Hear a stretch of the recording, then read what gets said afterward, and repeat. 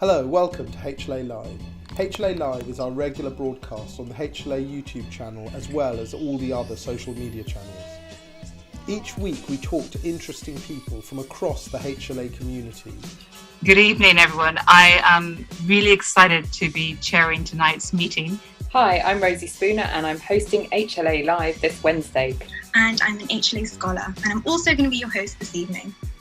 To share with us their ideas and their innovations and hopefully bring them to a global audience. Quite quick, we have ideas, let's do this, let's do that. So many of the topics come from our community, with scholars and faculty expressing an interest in many of the discussions that we're about to have. Hello everyone and welcome to the HLA Live session on widening participation in the postgraduate realm.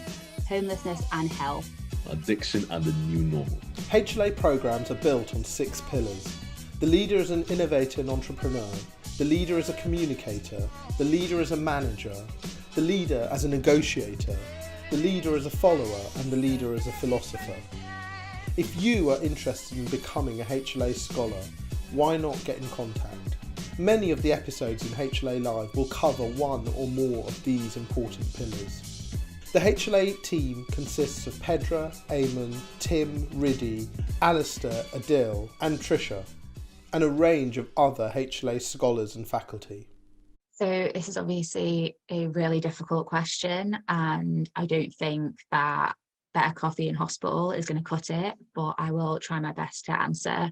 So the one change that I wish to bring during my healthcare journey is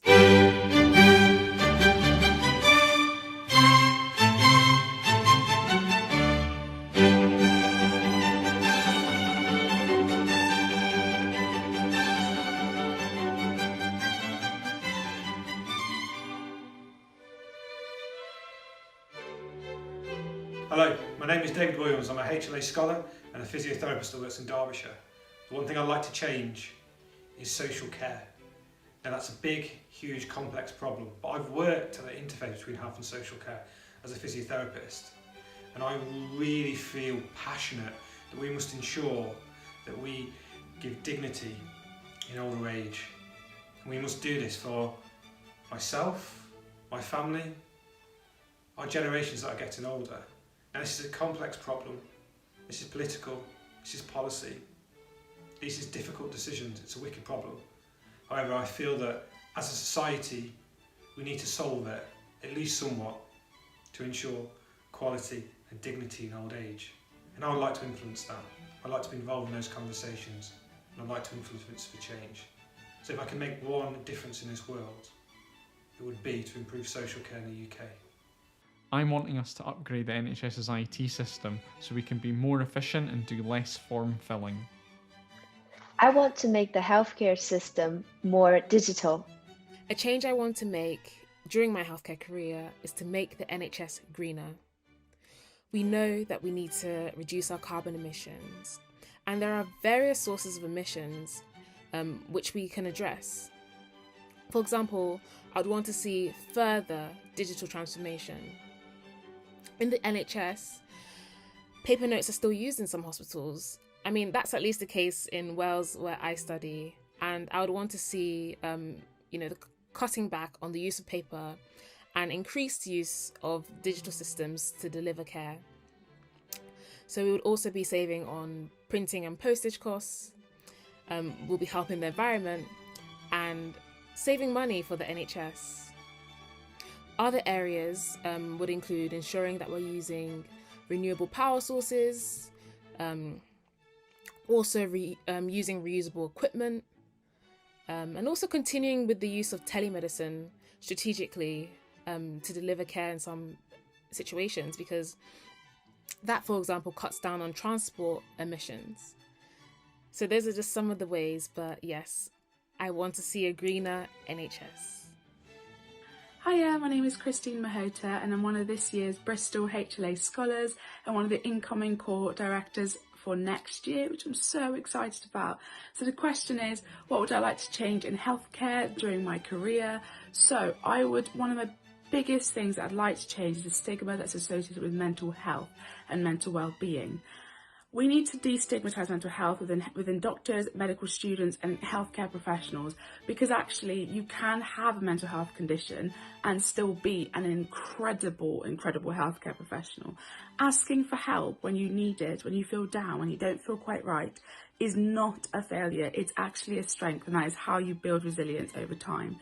So therefore, I would love to create programs and just slowly start to actually make people realise that if you go and you say, I need help, then you deserve that help and take it, because that will help you become a better clinician, a better medical student, a better healthcare professionals in the long run.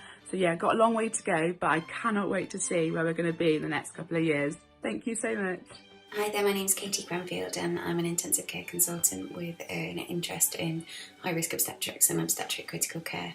And what one change would I like to make in healthcare during my career? I would really love to help provide some input into addressing the inequalities that women face when they are pregnant, both within a group of patients who are pregnant. There's a significant disparity in maternal mortality between different ethnic groups within the UK. Women who are of black ethnic origin are 4 to 5 times more likely to die than a woman who's Caucasian during their pregnancy.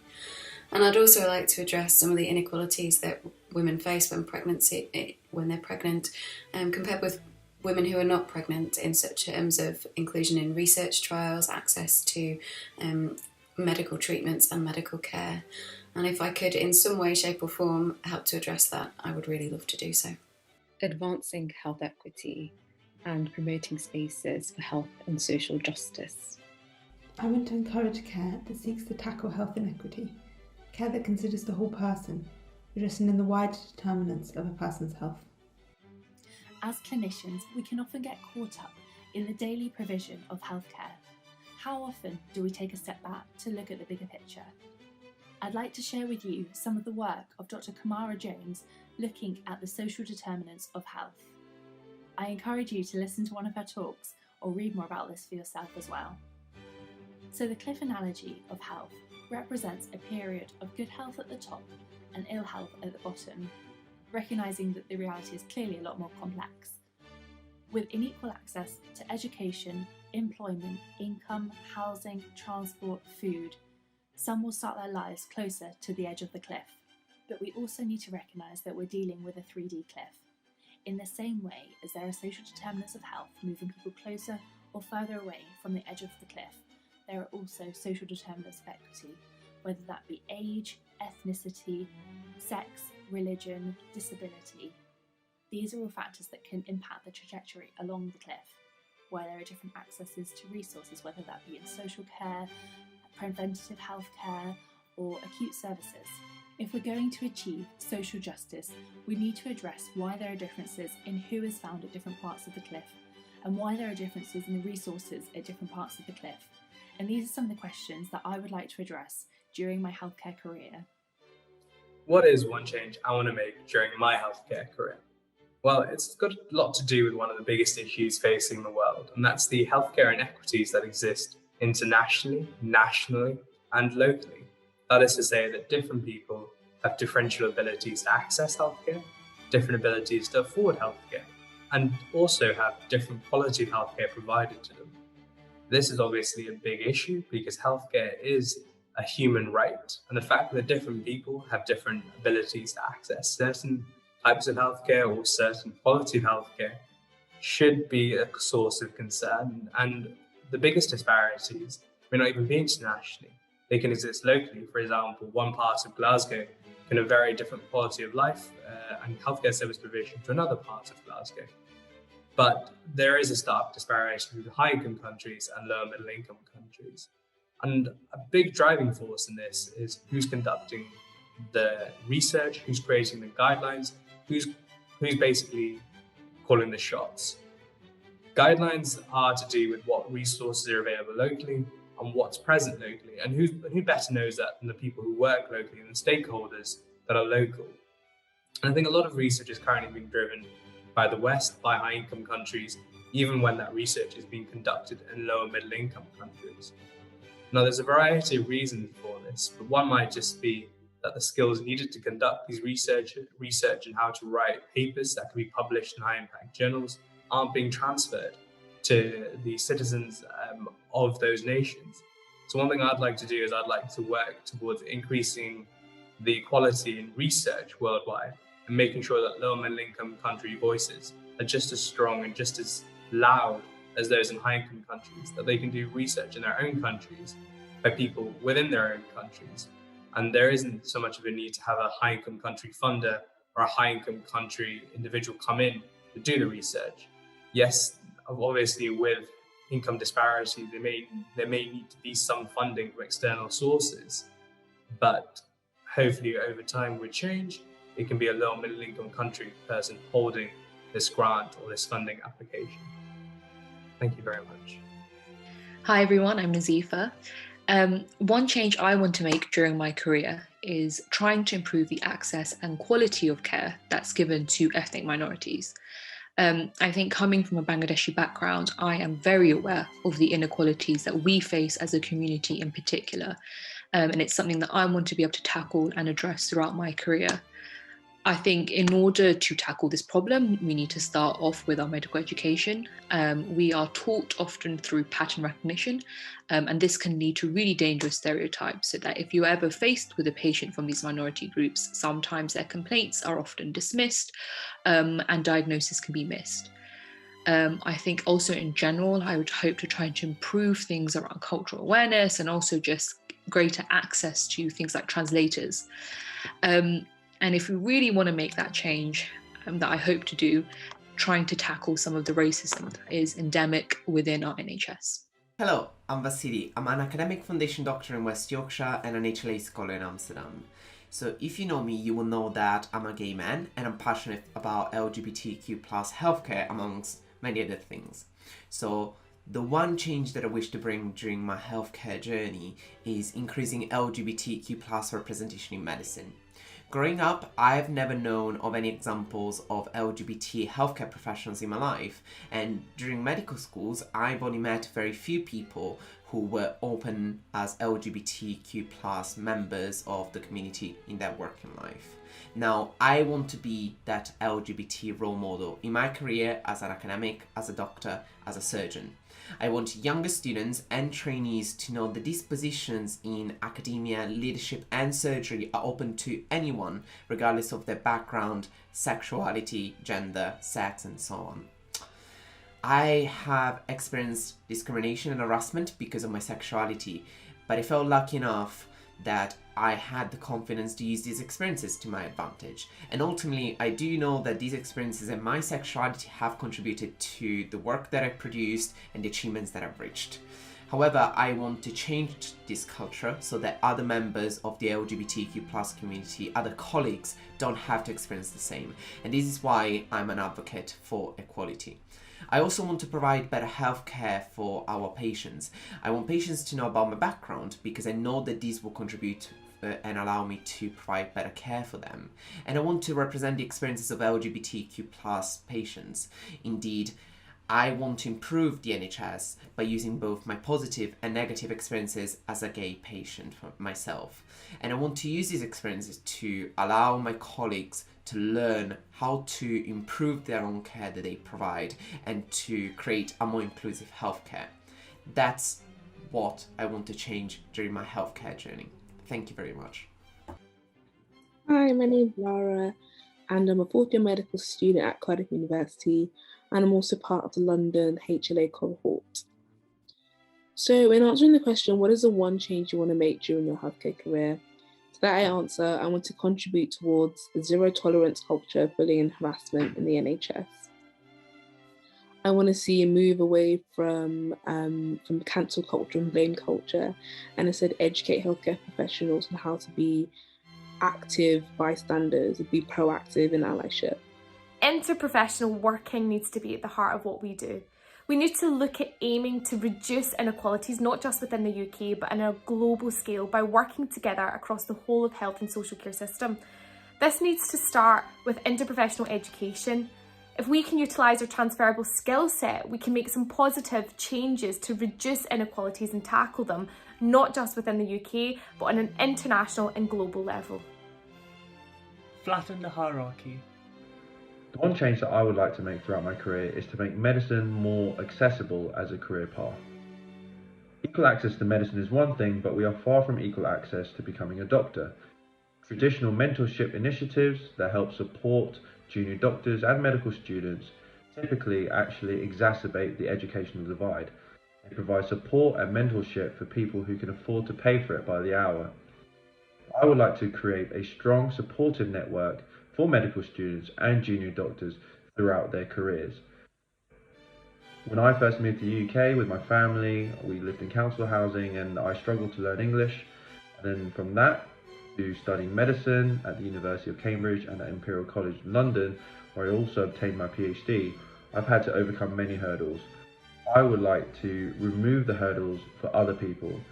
In this way, I would like to create an NHS that becomes more inclusive for anyone who wants to become a doctor. Hello, my name's Ellie. I'm one of the current scholars with the Healthcare Leadership Academy and one of the incoming assistant cohort directors. The main change that I would like to make during my healthcare career is to increase equality within medical education.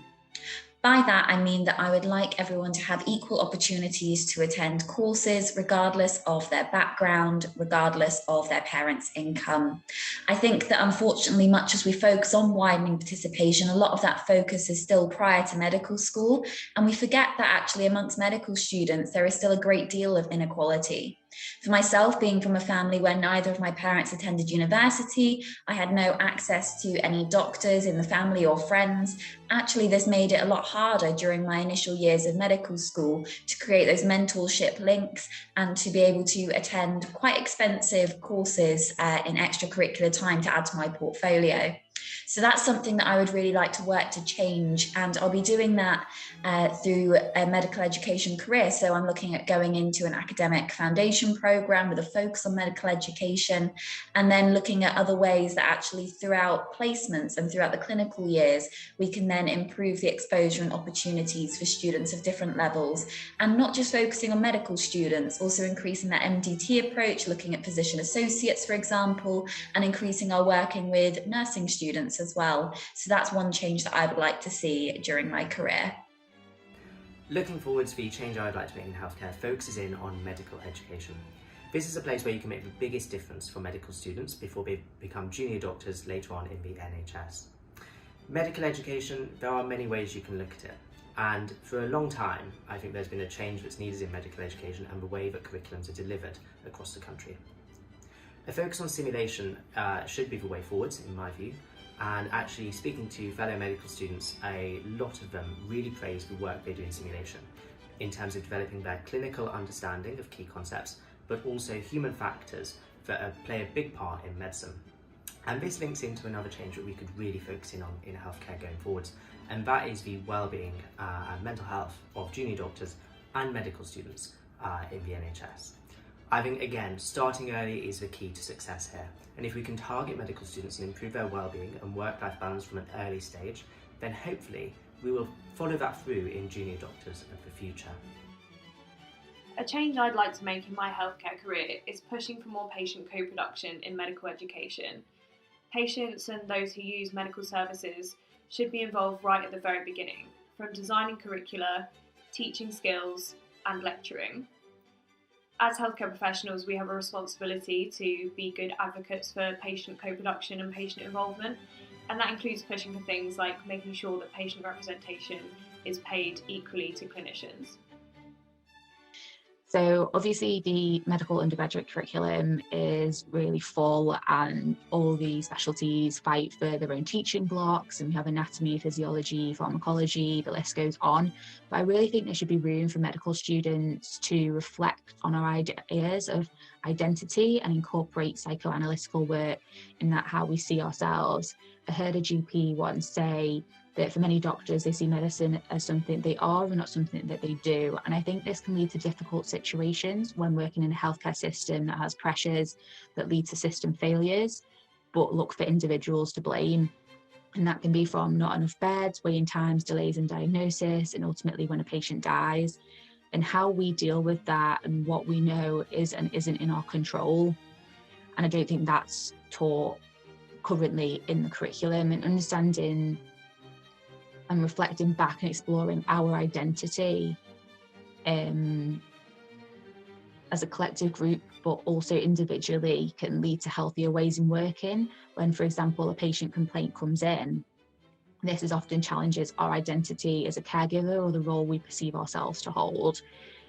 And ultimately, we need to understand that we cannot sometimes provide the standard of care that we want, and this doesn't make us bad doctors, and that we make sure that this blame isn't internalised. And I don't think we're currently teaching medical students the reality of the system, of what they're entering, and more importantly, reflecting on what we see the meaning of our careers to be, because when our careers are challenged and our career is our identity, medicine is something that we are and not something that we do. This can lead to mental health problems and tragic cases of death by suicide in physicians. So I think this leads me on to wanting to be in a position to advocate for increased flexibility in training, be that a system that allows for deferred entry at core training, working less than full time out training, and really advocate for a flexible training programme.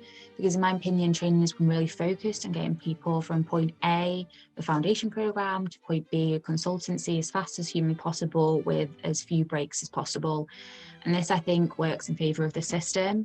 We have a workforce shortage and crisis, but actually I think there's a lot of benefits we're missing out on in the UK by creating such a fixed system. And I think increasing the opportunities for trainees to leave means they're more likely to come back and therefore help with retention. And I think a system that, for example, penalises you at interview for years taken out, for example, deducting points if you've had an FY3 year, means that people are less likely to take these opportunities to go abroad and learning from other healthcare systems around the world, or just taking a break for life commitments, other life commitments. And overall as well, I feel that it gives the choice. People talk about the illusion of choice, but it gives choice, and not everyone wants to obviously do a master's, take time out, but knowing there is a choice is what gives people the feeling that they aren't being cornered and told there's only one way and only one correct way of doing something. And of course, letting people take time out before they feel that they have to, and then resenting the system for not allowing them to originally take that time out when they wanted to. The one change that I would like to make during my healthcare career would be that I stop following others' conventional career path and find my own. If I could change one thing about healthcare, it would be that people working in healthcare feel that they are thriving and not just surviving, and that they go into work with drive and ambition to be the best version of themselves that they could be. And that they feel energised and ready to take on anything that comes their way. I want to promote medical leadership and management amongst doctors of all levels.